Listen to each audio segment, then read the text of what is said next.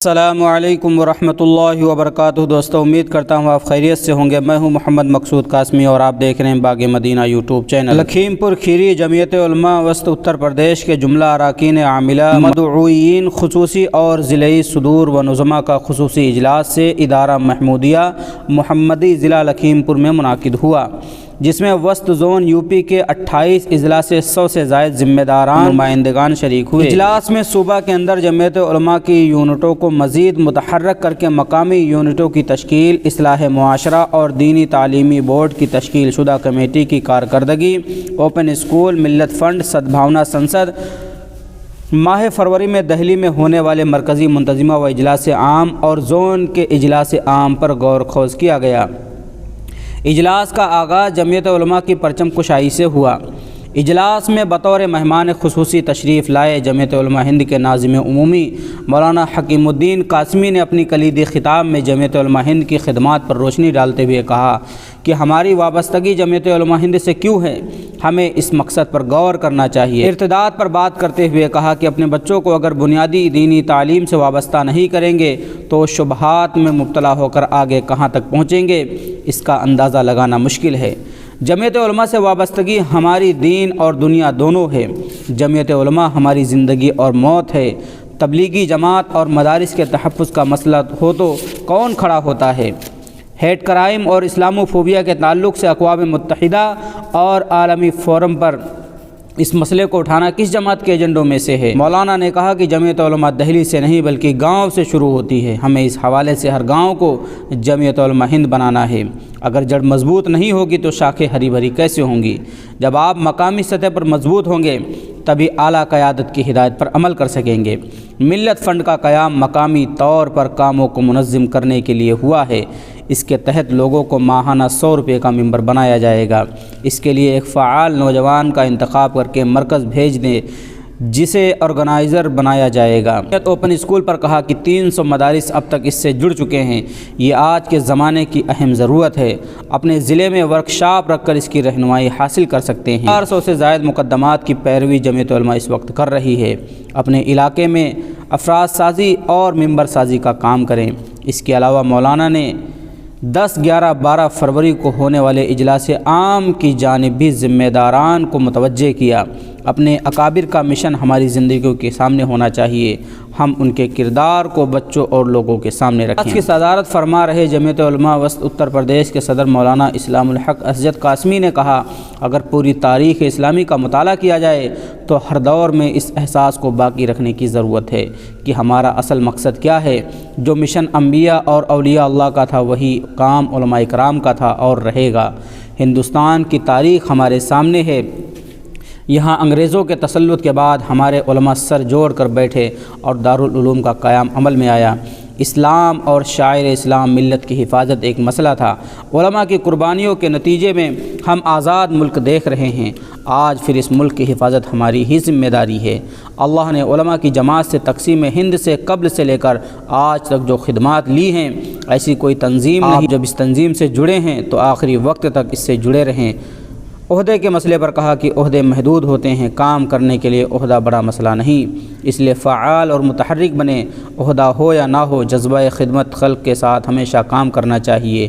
مولانا نے حدیث کی روشنی میں کہا، تم میں سب سے بہتر وہ ہے جس سے زیادہ لوگوں کو فائدہ پہنچے۔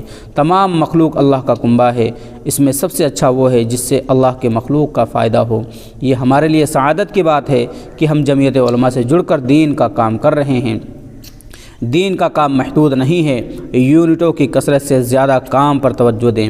قیام مکاتب کی مختصر رپورٹ بھیجتے رہیں۔ کل وقتی اور جز وقتی مکاتب پر غور کریں۔ ہم دینی نقطہ نظر سے گاؤں گاؤں کا دورہ کر کے وہاں کی تفصیلات حاصل کر کے وہاں کے لوگوں کے لیے کام کریں۔ جہاں مکتب نہیں ہیں اس کے قیام کے لیے کوشش کریں۔ انہوں نے کہا، آپ جہاں بھی رہیں وہاں جو منکر ہو رہا ہے اس پر نکیر ضرور کریں۔ زون کے نگراں و ریاستی نائب صدر مولانا امین الحق عبداللہ قاسمی نے اپنے خطاب میں حالات کی ناسازگی پر کہا کہ عوام الناس تک یہ بات پہنچائیے کہ ابھی حالات اس سے زیادہ سخت نہیں ہیں جتنے سخت حالات میں ہمارے بڑوں نے ہمارے لیے راہیں کھولی تھیں، اور اگر بالفرض خدا نخواستہ حالات بے قابو بھی ہو جائیں تو آزمائش اور مسلمانوں کا چولی دامن کا ساتھ ہے۔ آزمائشی حالات امت مسلمہ کے لیے کوئی نئی بات نہیں ہے۔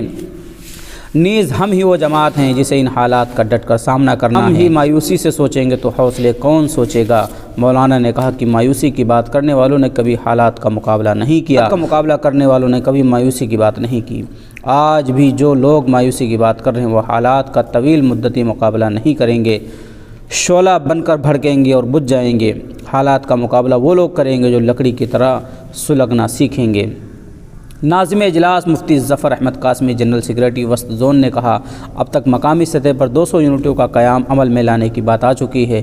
تحصیل اور علاقائی سطح پر جمعیت کے یونٹ کے قیام پر عہدیداران نے کہا، جس طرح پولنگ بوتھ کی کمیٹی بنتی ہے اسی طرح گاؤں گاؤں کی کمیٹی بنائی جائے، پھر 10 گاؤں کی ایک بڑی کمیٹی بنائی جائے، نوجوانوں کو جوڑا جائے، اس پر ایک کمیٹی تشکیل دی جائے گی جو مولانا امین الحق عبداللہ قاسمی کی نگرانی میں 1 مہینے کے اندر یونٹوں کے قیام پر کیے جانے والے کام کی رپورٹ دے گی۔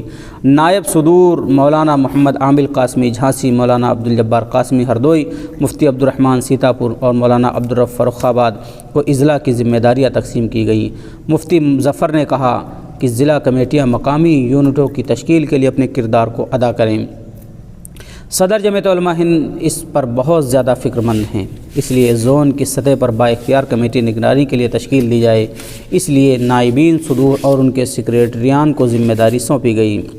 اصلاح معاشرہ کے تعلق سے گفتگو کے دوران سابق ریاستی صدر حضرت مولانا محمد متین الحق اسامہ قاسمی رحمۃ اللہ علیہ کو یاد کرتے ہوئے کہا، انہوں نے ہم خدام کو انتہائی اہم عنوانات دیے، صحیح تصوف سے واقف کرانے کے لیے عظمت اولیاء اللہ کی تحریک چلائی۔ زون میں اب تک نشے کے خلاف عقائد کی درستگی کے لیے مہمیں چل رہی ہیں، ارتداد سے بچانے کے لیے پروگرام ہوئے ہیں۔